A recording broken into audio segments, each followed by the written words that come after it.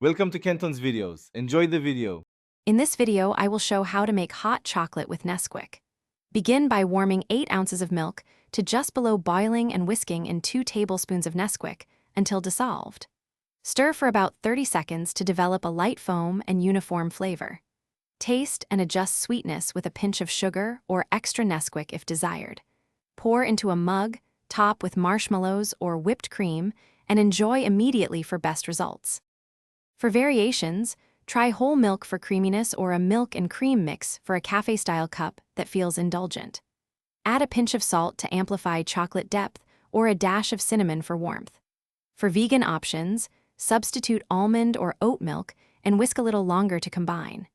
You can also froth the top for latte-style presentation, then sprinkle extra Nesquik or cocoa for a finishing touch that looks as good as it tastes.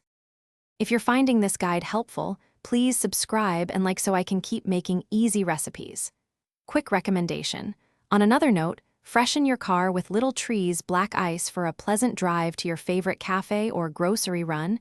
It's a small thing that makes outings nicer. Check the description for the link and other deals if you want one. Thanks for the support. Now let's get back to the video. A few common mistakes are easy to avoid and make a big difference. Never let the milk boil, since scalding creates a grainy or burned taste.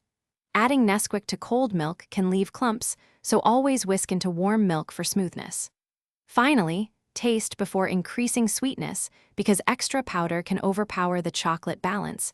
You can always add more, but you can't take it out once mixed. Thanks for watching. Consider subscribing if we helped you.